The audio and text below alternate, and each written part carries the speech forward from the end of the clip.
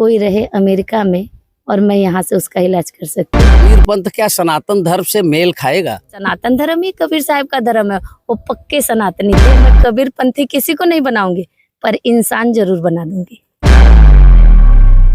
नमस्कार साथियों, इस समय मैं मौजूद हूँ भदोही जिले के कलिंजरा गोपालापुर के समीप फुलवरिया ग्राम सभा में, और यहाँ पर नारी बाबा का सुप्रसिद्ध आश्रम है। उसी आश्रम से जस्ट उसके बगल में यहाँ पर एक कबीर पंथ के द्वारा, यानी उनके अनुयायियों के द्वारा, उनके महंतों के द्वारा यहाँ पर एक आश्रम का निर्माण कार्य चल रहा है। ऐसे में हमारे साथ साध्वी जी है। आइए इनसे जानते हैं इनकी सोच क्या है और किस सोच को लेकर इस सुरसर के तट पर आश्रम बना रही है, और इस आश्रम में किस तरह से धार्मिक कार्यों का प्रचार प्रसार होगा या मानव सेवा होगा। सबसे पहले मैं दर्शकों को ये बताना चाहूँगा कि साध्वी जी पिछले कई वर्षों से कबीर पंथ से जुड़ी हुई है। साध्वी जी बताती हैं कि वो महंत हैं और कहाँ से उनको यह दीक्षा मिली, कहाँ से उनको यह प्रेरणा मिली, संत वेश में वो कैसे आई। आज इनकी पूरी जीवनी के बारे में आपको बताएंगे, आपको रूबरू कराएंगे। तो आइए उनसे जानते हैं, उनका पूरा परिचय जानते हैं कि वो कहाँ से बिलोंग करती हैं और इस संस्था को लेकर किस हद तक आगे बढ़ेंगे। आपका पूरा नाम बताएं।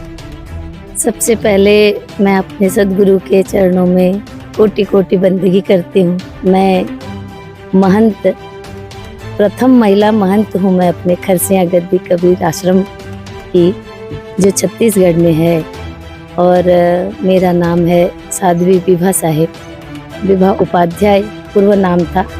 मैं ब्राह्मण हूँ, लेकिन सदगुरु के विचारों से मैं ओतप्रोत।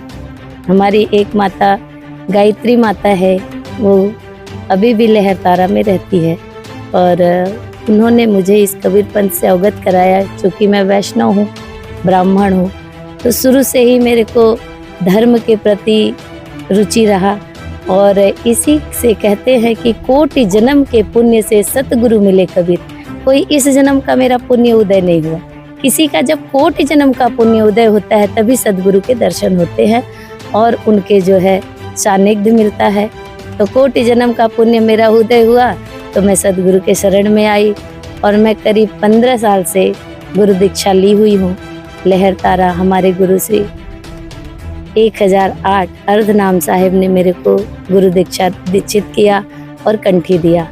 जब मैं कबीर पंथ में आई तो मुझे लगा कि हमारे माताओं के लिए एक स्वतंत्र आश्रम होना चाहिए। हमारा सवाल यह है कि आप यहाँ फुलवरिया के गंगा घाट पर आश्रम बना रहे हैं, किस सोच के तहत आप आश्रम?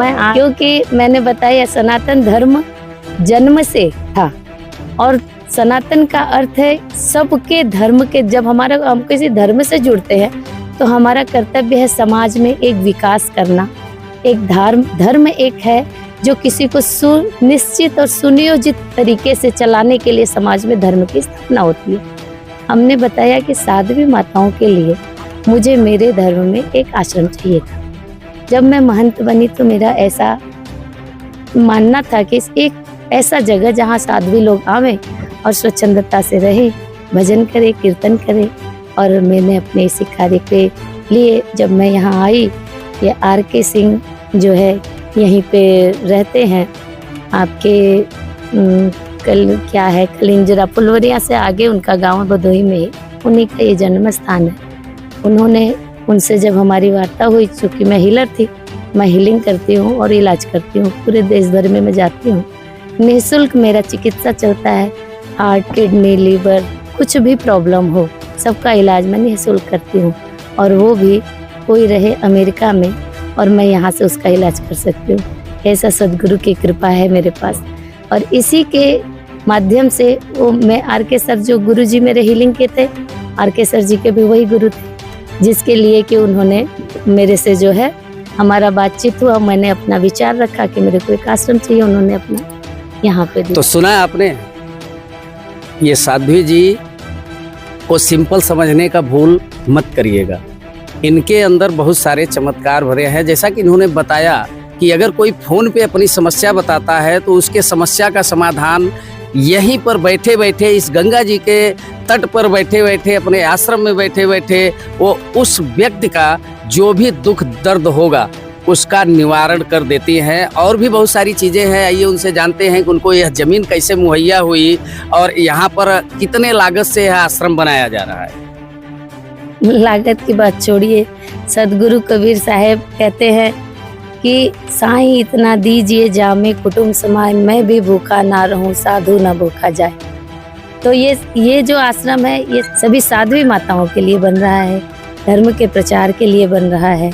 यहाँ से हम एक मानव जीव के कल्याण के लिए, चाहे हेल्थ हो, और हमारा आगे का विचार है यहाँ से मैं स्वास्थ्य, एजुकेशन और हेल्थ के लिए मैं यहाँ पे कुछ करना चाहती हूँ। जो अनाथ और निराश्रित महिलाएं हैं, हो सकता है मैं उनको भी अपने यहाँ आश्रय दे सकूँ। मैं कौन होती, देने वाले सदगुरु देंगे। और ऐसे बच्चे जिनका कुछ नहीं है उनको अगर मैं रख सकूँ और अपने यहाँ शिक्षण का व्यवस्था करा सकूँ तो ये भी मेरा आगे की योजना है। क्योंकि मेरा बाकी का जीवन तो अपने बच्चों में लगा। मेरी बेटी एयरक्राफ्ट मेंटेनेंस इंजीनियर है दिल्ली में, लेकिन अब मैं बाकी समाज के बच्चों को भी ऐसे एक सवाल है, आपने बोला आपके बच्चे, आप अगर किसी धर्म या किसी संस्था की महंत हैं या किसी भी धर्म से जुड़ी हुई हैं तो अभी भी पारिवारिक मोह माया में आप हैं क्या? बिल्कुल नहीं है। हमारा ऐसा होता है, लोग बोलते हैं आपने परिवार को छोड़ दिया, लेकिन मेरा ये प्रश्न उनसे रहता है, मैंने अपने परिवार को छोड़ा नहीं, मैंने अपने परिवार को बड़ा कर दिया। सुना आपने, ये है सच्चे संतों की भावना। हमारा सवाल तो थोड़ा कड़वा था, लेकिन वास्तव में जो संत होते हैं वो सांसारिक मोह माया त्याग कर आध्यात्म की दुनिया में जाते हैं। चाहे जिस भी पंथ के हों, चाहे सनातन धर्म हो या अन्य धर्म हो, जिस भी धर्म को वो अपनाते हैं तो सबसे पहले उन्हें मोह माया त्यागनी पड़ती है। बच्चे इनके शिक्षित हैं, परिवार पूरा शिक्षित है, भरा पूरा परिवार है और घर से भी मजबूत है। ऐसा नहीं है कि किसी चीज़ की कमी थी और वे घर बार छोड़ के, परिवार छोड़ के संत का चोला पहन लिया कुछ और करने के लिए। नहीं, ऐसा नहीं है। इस आश्रम के माध्यम से यहाँ पर जो लोग भी जुड़ेंगे, आध्यात्म और निरोग दोनों रहेंगे। इनके पास ऐसी चमत्कारी विद्या है इलाज करने का, जिसके माध्यम से लोग भगवान की भी प्राप्ति करेंगे और निरोग काया भी रहेंगे। यह जमीन आपको किसने दान दी? RK सर जी हैं, रविंद्र कुमार सिंह। तो क्या आपका कोई ट्रस्ट वगैरह है, उसको दान दिए हैं या ऐसे ही मौखिक दे दिए हैं कि कल की डेट में आपको समस्या यहाँ पे खड़ी हो?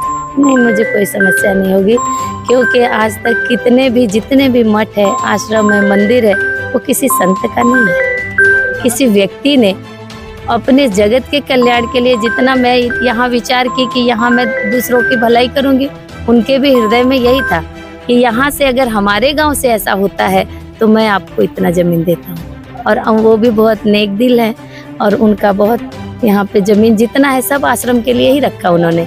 तरह तरह का यहाँ से आप लोगों को, अगर ईश्वर सब ठीक रहा तो आज के 10-15 साल बाद यहाँ आप लोग को सारी चीज़ देखने को मिलेगी।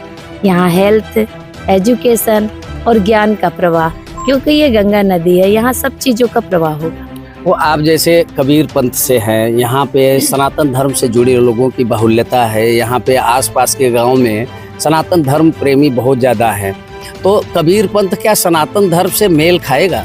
सनातन धर्म ही कबीर साहब का धर्म है, क्योंकि सनातन क्या सिखाता है? इंसानियत सिखाता है ना, मानवता सिखाता है।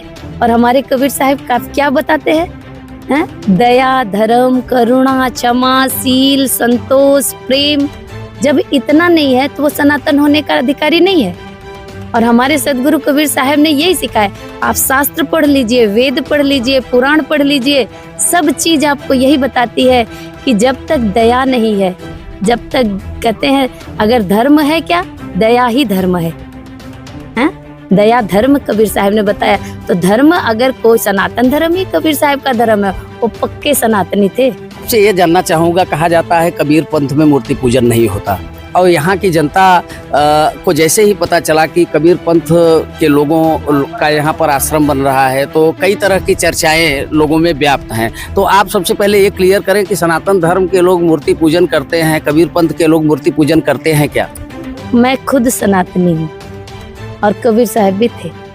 और मैं ब्राह्मण होते हुए, जब हम ब्राह्मण थे, हमने एकादशी, द्वादशी बहुत व्रत किया, पूर्णिमा, चतुर्दशी।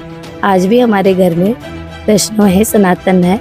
मैं कहते हैं सदगुरु राम कृष्ण से को बड़ा, उनहु तो गुरु किन, और 3 लोक के वे धनी गुरु आगे आदिन। यहाँ गुरु भक्ति की बात हो रही है। यहाँ सनातन और दूसरे जाति की बात नहीं हो रही है। यहाँ हो रही है कि एक शिष्य का गुरु के प्रति कैसा होना चाहिए भाव। जैसे हमारे गुरुजी गिरनार बाबा हैं यहाँ बगल में, सारे भक्त किस लिए आते हैं? मूर्ति पूजा करने नहीं आते हैं, यहाँ गुरुजी के दर्शन के लिए आते हैं। और वहाँ कोई मूर्ति थोड़ी पूजता है, गुरुजी की आज्ञा चरण पूजता है, गुरुजी को माला पहनाता। गुरु भक्ति की प्रवाह जो हमारे सदगुरु ने शुरू की, मैं उसी की धारा यहाँ से प्रवाहित करूंगी, जो यहाँ गिरनार बाबा पे ऑलरेडी चली रही है। हमारे यहाँ भी गुरु भक्ति पूजा ही होगा, गुरु शिष्य परंपरा का ही पालन होगा, और धर्म की ही बातें होती है, धर्म की ही चर्चा होती है, मानवता और इंसानियत की बातें होती हैं। तो सुना आपने, जिसके भी मन में कंफ्यूजन है, तरह तरह की अफवाह और बातें कर रहे हैं, इस संत ने 2 टूक शब्दों में जवाब दे दिया कि इंसानियत और मानवता है तो धर्म है, और सर्वधर्म एक समान होता है।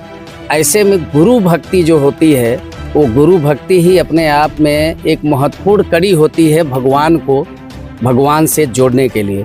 तो यहाँ पर सबसे बड़ा सवाल ये है कि बहुत सारे लोग हमसे मिले, चर्चा किए और बोले कि यहाँ पर तो कबीर पंथ के लोग आसपास के गांव के लोगों को तो कबीर पंथी बना देंगे, जो सनातन से जुड़े हैं उनको इस धर्म से जोड़ देंगे। तो उस पर आप क्या कहेंगे? मैं बताना चाहती हूँ, मैं कबीर पंथी किसी को नहीं बनाऊंगी, पर इंसान जरूर बना दूंगी।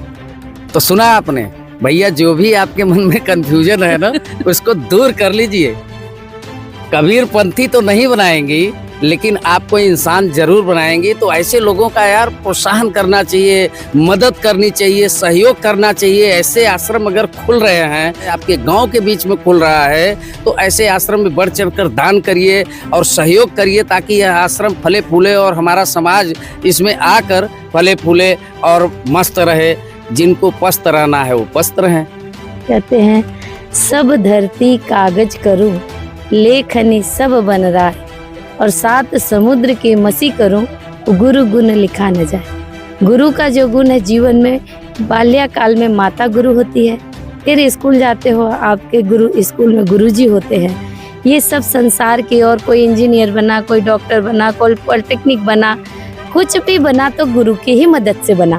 और लेकिन एक अच्छा इंसान बनेगा तो वो सदगुरु की मदद से बनेगा। ये हमारा एक लास्ट और आखिरी है कि एक सच्चा इंसान, अच्छा इंसान बनने के लिए उसको सदगुरु की शरण में आनी पड़ती है, क्योंकि जीव दया और आत्म पूजा ये हमारे गुरुजी का दुआ है, और जीव दया से बड़ा कोई धर्म हमको नहीं लगता कि होगा। वैसे भी कहा गया है, गुरु ब्रह्मा गुरु विष्णु गुरुदेव महेश्वर, गुरु साक्षात परम ब्रह्म गुरु तस्मै श्री गुरुवे नमः। तो भैया, यहाँ पे गुरु की बात हो रही है, कोई यहाँ पे अपना घर नहीं बना रहा है। लोक कल्याण के लिए, जन कल्याण के लिए यहाँ पे एक आश्रम की स्थापना हो रही है, और इस आश्रम में जो भी माताएं, यहाँ खास करके एक बात और बता दूं आपको, यहाँ पे महिलाओं के लिए यानी माताओं के लिए यह आश्रम बनाया जा रहा है, जहाँ पे आएंगी, गुरु का नाम लेंगे, शिक्षा दीक्षा इलाज हर प्रकार से यहाँ पे उन लोगों को सुविधा उपलब्ध रहेगा। और इनका जो ट्रस्ट है, उस ट्रस्ट के माध्यम से लोगों की सेवा की जाएगी। तो बने रहिए हमारे साथ, फिर मिलेंगे एक नई खबर के साथ। तब तक के लिए दीजिए इजाजत, नमस्कार।